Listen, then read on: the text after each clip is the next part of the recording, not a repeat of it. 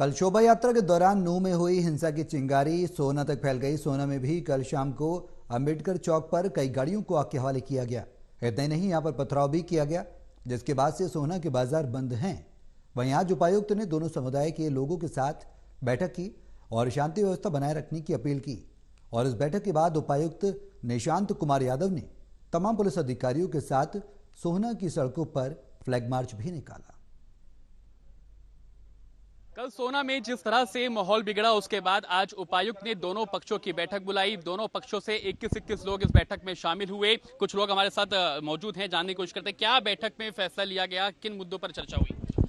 बैठक में कल जो इंसिडेंट हुआ इसको लेकर बड़ी व्यापक चर्चा हुई और हम सब लोग जो वहाँ पे मौजूद थे, किसी ने भी अपने पक्ष का बचाव ना करके सब प्रशासन से ये मांग रखी कि दोषियों को छांटो और दोषियों को उनके इस कृत्य की कड़ी से कड़ी सजा दी जाए। और जहां तक इस चीज का सवाल है, भाईचारा हम भी चाहते हैं, पर आत्मसम्मान की कीमत पर नहीं। कल का जो झगड़ा हुआ, भाईचारा एक आदमी के बनाए से भाईचारा नहीं बनता है, दोनों समुदायों को ये चीज करनी पड़ेगी। कल क्या वजह थी जो शांत खड़े हुए लोगों पे पथराव करा गया? अगर ना पथराव होता तो शायद लोगों का गुस्सा इस कदर ना भड़कता। और जहां तक प्रशासन की बात है, प्रशासन रात तक खड़ा रहा है हमारे साथ। हम प्रशासन की ये भी कहेंगे, हमने भी प्रशासन की मदद करी है, परंतु जिस पथराव होने के बाद लोगों के विचार बदल गए कि जब शांतिपूर्ण प्रदर्शन पे पथराव हो रहा है, फिर उसके बाद ये नहीं पता कि वो झगड़े किस रूप में पहुंच गए। शांति व्यवस्था बहाल हो, इसके लिए लगातार अपील की जा रही है, उपायुक्त ने भी अपील की गई है।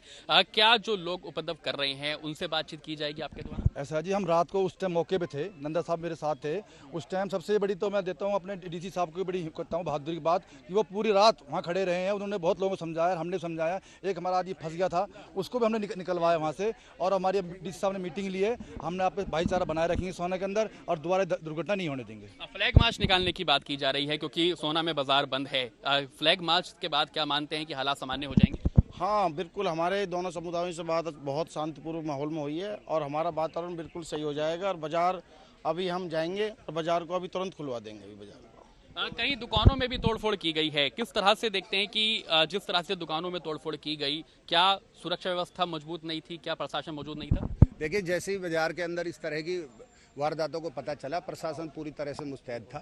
माननीय मुख्यमंत्री जी पूरी रात 2 बजे तक लाइन पे रहे, सब लोगों से बात करते रहे और पूरा प्रशासन आज 11-12 बजे से पूरी तरह से, पहले नूह में थोड़ा सा प्रशासन लगा दिया, इसलिए हो सकता है छोटा मोटा कोई बात रही हो, इसलिए माननीय मुख्यमंत्री जी भी, सब लोग, प्रशासन, डीसी साहब, सब लोग इसी में लगे हुए हैं। और शहर के मौजूद आदमी जितने भी हैं सब इसी काम पर लगे हुए हैं। बिल्कुल शहर में सुरक्षा और सभी चीज़ों का प्रबंध रहेगा, शहर बिल्कुल सुरक्षित रहेगा और 2 बजे से आज शहर को खोल दिया जाएगा, सब कुछ ठीक रहेगा। आखिरी सवाल यही है, सोना में अभी फिलहाल हालात कैसे हैं?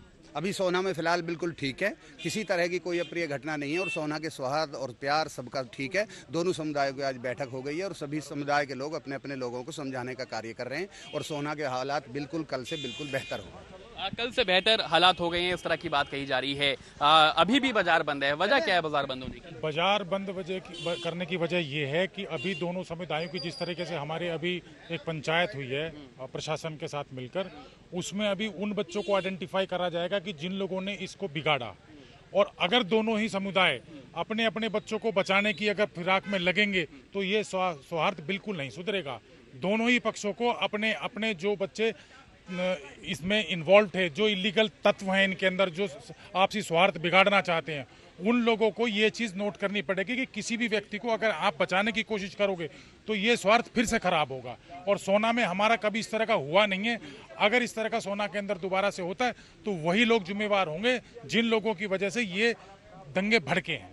और अभी भी कुछ हमारे जो लोग हैं, जो हमारे दोनों समुदाय के लोग हैं, जो पंचायत के अंदर थे, उन्होंने आपस का भाईचारा बनाया हुआ है और बनाने की कोशिश ये है कि आगे से कोई इस तरह का हमारा कोई इस तरह के व्यवहार ना हो और हमारा शहर बिल्कुल शांतिपूर्ण तरीके से रहे। देखिए, दोनों समुदाय के जो लोग थे वो इस बैठक में शामिल थे। जिस तरह से चर्चा हुई और डीसी ने खुद अपील की कि शांति व्यवस्था बहाल की जाए और जो लोग इसमें शामिल हैं उनसे बातचीत करके उनको समझाया भी जाए।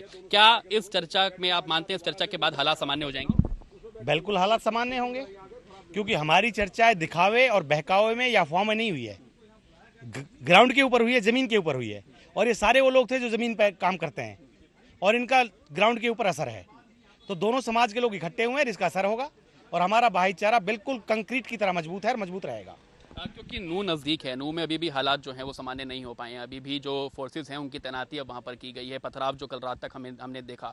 सोना में कैसे मानते हैं, क्या वो चिंगारी सोना तक पहुंची और अब सोना में हालात कैसे हैं? देखो नूह में क्या हुआ है वो मैं अभी उनके बारे में कुछ नहीं कह सकता, लेकिन सोना में जो हुआ सिर्फ एक अफवाह था और अफवाह के चक्कर में आके कुछ बच्चों ने इस तरह का उत्पात कर दिया जिससे दोनों समाजों का भड़ाव बन गया, वो भी बच्चों का। बड़े जिम्मेवार लोगों ने इसमें समझदारी दिखाई, दोनों समाज के लोगों ने, और बिल्कुल भी बड़े लोग नहीं भिड़े। दोनों समाजों की तरफ से उसे रोका गया है और उसे खत्म करा गया और आगे भाईचारे को बढ़ावा दिया गया और बढ़ावा देने की बातें करी गई है। डीसी ने कहा है कि रोजाना एक बैठक होगी, पीसफुल बैठक इसको बोला जा रहा है, ताकि शांति व्यवस्था बनी रहे और इस बाजार जो है वो एक बार फिर से खोला जाए। आखिरकार वजह यह है कि अगर कल इस तरह के हालात बने तो आज हालात कैसे हैं और बाजार बंद करने की नौबत क्यों आई? देखो जब हालात इस तरह से हो जाते हैं, हालात आगे खराब ना हो इसलिए बाजार बंद करना पड़ा है। और एक अच्छा भी है, बाजार बंद करके आज सारे बाजार के व्यापारी लोग यहाँ बैठे हैं, सारे समुदाय के बैठे हैं और सबने निर्णय लिया कि 2 बजे के बाद बाजार खुल जाएगा और सारे उसमें सब मिलजुल करके इसमें सहयोग करेंगे और हमेशा की तरह भाईचारा कायम रखेंगे। क्या अपील करना चाहेंगे चैनल के माध्यम से? बस सरकार से यही अपील करेंगे कि भाई जिनका जो नुकसान हुआ उनका मुआवजा दिया जाए और उनकी भरपाई की जाए और आगे से ऐसी घटना ना घटे।